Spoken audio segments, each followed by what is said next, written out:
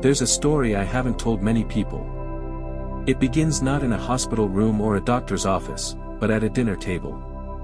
My wife had made roast chicken, I had just turned 65, and I was pouring myself a second glass of red wine, Bordeaux, I think. I remember it because that night, I made a toast. To a long, strong heart, I said. And we laughed. Because I believed that wine, that glass I held, was part of the reason I'd stay alive longer. Healthier. You see, when you're my age, every decision starts to feel like a bet.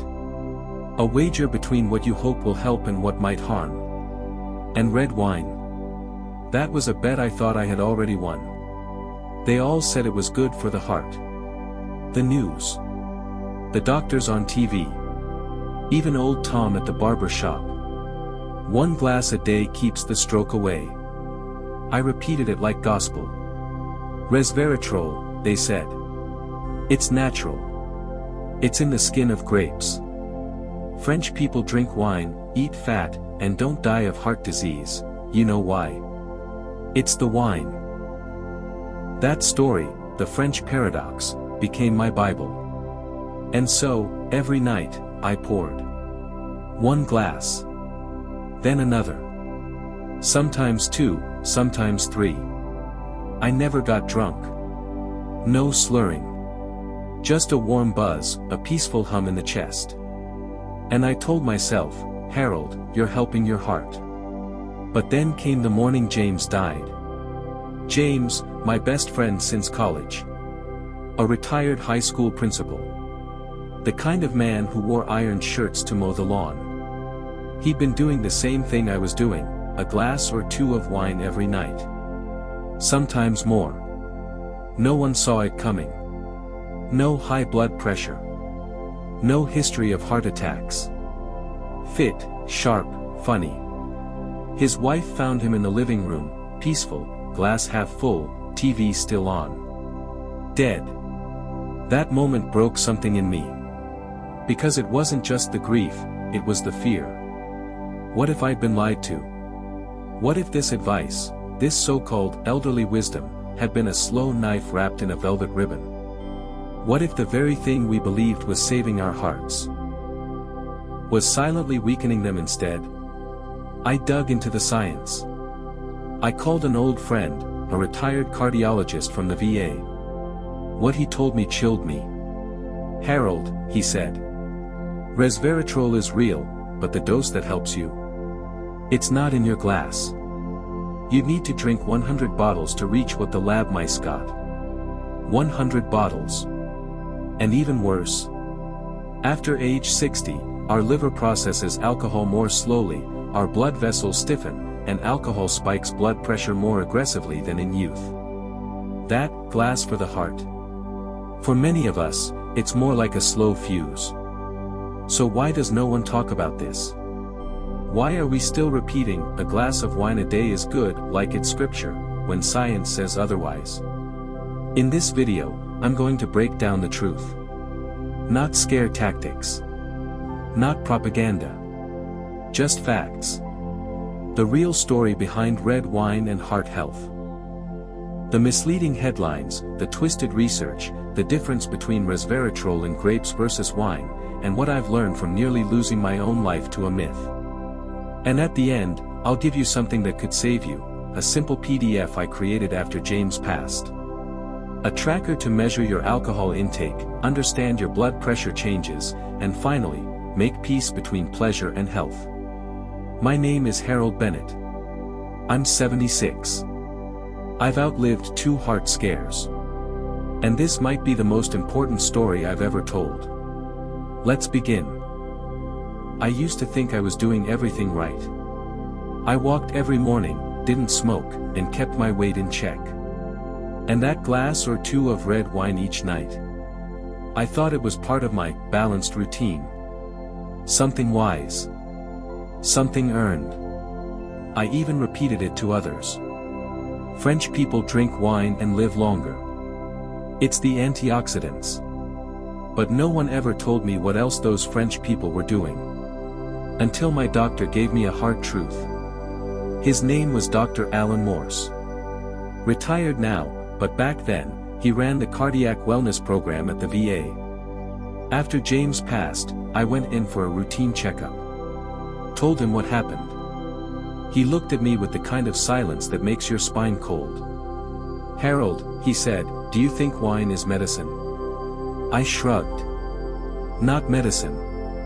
Just healthy moderation, right?"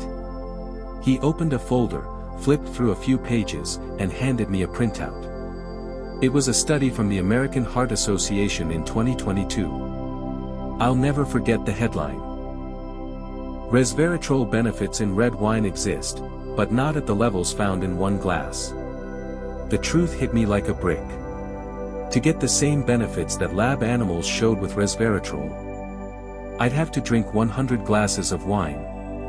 That's not heart health. That's liver damage. You know what shocked me even more? According to the CDC and AHA, after the age of 60, alcohol increases systolic blood pressure by up to 8 to 10 millimeters of mercury, even if it's just one glass. That means that for someone with borderline hypertension, that daily glass might push them straight into the danger zone. And here I was, thinking I was saving my heart when I was secretly loading the gun. For weeks, I spiraled. I stopped drinking cold turkey. I felt anxious and irritable. I couldn't sleep. I missed the ritual, the sound of the bottle, the swirl, the first sip. I hit my emotional bottom. But then, Dr. Morse offered a lifeline. "Replace the ritual," he said. "Don't just remove it. Swap it." He gave me a 30-day, healthy heart protocol. Water with lemon at night. A bowl of blueberries every other day. 20 minutes of walking after dinner. A nightly reflection journal. Simple. But powerful. And within 3 weeks, my sleep improved. My morning pulse lowered. My blood pressure, which had been creeping, began to stabilize. I didn't just know I was healthier. I felt it.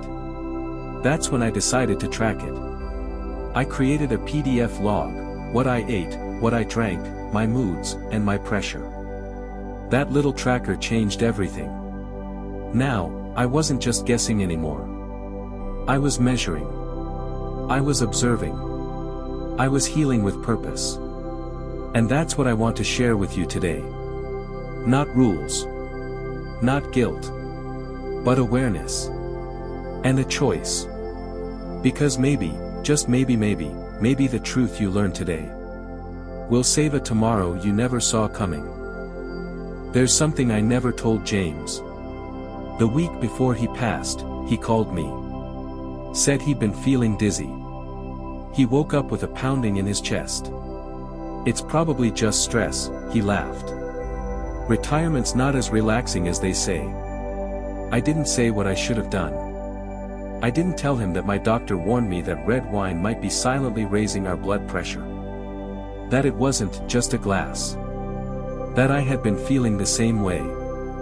I thought I had more time to bring it up. Another walk. Another evening. But there was no next time. He died 3 days later. I can still hear his voice on that last call. Still see his smile in that old Polaroid we took after college graduation. We were boys pretending to be men. And in that moment, I realized I couldn't afford to be silent anymore. If you've ever poured yourself a drink, not because you wanted it, but because it felt like a habit, a routine, a friend, then maybe you understand the trap I was in. Wine didn't kill James. But the myth did. The idea that a little can't hurt. The lie that, if it's red wine, it must be safe. The silence between older men when it comes to symptoms. That is what took him. And that silence, I broke it, first with my doctor, then with my family, and now, here, with you. Let me show you something. Sound of Harold picking up a paper gently. This is the tracker I built after James passed. I started logging everything. When I drank. How I slept. My pulse. My morning pressure. And something changed. Patterns appeared. One night after 2 glasses, BP 148/94. Another after skipping wine, BP 127/82. I showed this to Dr. Morse. He nodded. Now you're seeing your heart in real time. That moment felt like reclaiming control. Not fear. Not guessing. But clarity. So if you're watching this, and you're like I was, unsure, holding on to a habit that feels harmless, I want to give you what I wish James had. A simple, printable PDF. A log. A mirror. A second chance. You'll find the download link below. And if you want support, real people who understand this, I've created a group called Living Strong with Harold. We don't have shame. We share. And every story matters, even yours. Let me be honest with you. The hardest part wasn't quitting wine. It was figuring out what to do with the quiet that came after. See, that glass, it wasn't just about alcohol. It was a rhythm. A pause. A moment of reward. When I stopped, it felt like a ritual vanished. And at my age, we don't like losing rituals. So I replaced it, carefully. Every evening, I lit a candle. I sat on the porch. I drank warm lemon water in a favorite mug. I wrote 3 words in a journal, one moment from that day that made me smile. That was my new ritual. And you know what? I started sleeping better. I stopped waking up with tightness in my chest. I stopped worrying, is tonight the night my heart gives out quietly in the recliner? I wasn't perfect. Some nights, I missed the wine. But I kept logging my numbers, blood pressure, pulse, sleep hours. That tracker, my little homemade sheet, became a mirror.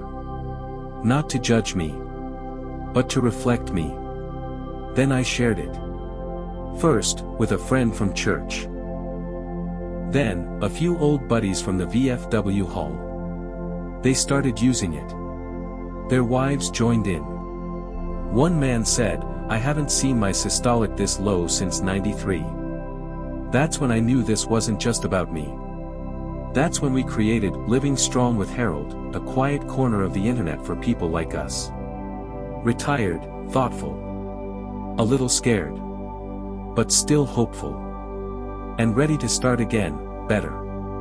Let me ask you this. Do you know your morning blood pressure right now? Could you tell me what it was 3 days ago?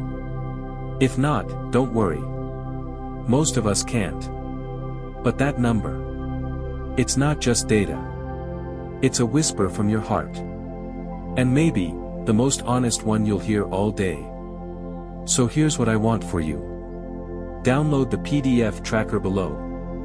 Print it. Or save it on your phone. For 7 days, log your wine intake, sleep quality, and blood pressure. Join the Facebook group, say hi. Read a few stories. Post yours. You don't need to be perfect. You just need to begin. This isn't about guilt. It's about information. And transformation. We've had former nurses, truckers, pastors, and grandmothers, all share their numbers. And every story has one thing in common. At some point, they decided to stop waiting. So maybe, tonight is your turning point. If you've made it to this part of the video, thank you. Truly. That means you care. About your health. About your family. About not sleepwalking through these years, but living them. I used to think heart health was about medication. Then I thought it was about wine. Then I thought it was about luck. But now, I believe it's about awareness. And rhythm. And choice. No one taught us these things when we were young. So now, at 76, I'm still learning. And sharing. I'm not a doctor. I'm just a man who almost lost his way, and found something better. And if sharing that helps you avoid what I went through, then it was worth every word. Let me leave you with this. Every heartbeat you feel right now is your body saying, I'm still here. I'm still fighting for you. So maybe it's time we start fighting with it, not against it. If this video moved you, even just a little, I'd be honored if you shared it. Send it to someone you love. Someone who thinks that a glass a night is harmless. Someone who deserves more mornings, more laughter, more time. And if you haven't yet, download the tracker. Join the group. Leave a comment, I'm in. I read every single one. And when I reply, it's not a bot. It's me. Sitting on this same porch, with a mug of lemon water in hand. Let's walk this path. Not as patients, but as friends. Because of your heart. It's not just pumping blood. It's carrying your story. Let's make that story a long one. Until next time. Stay well. And stay aware.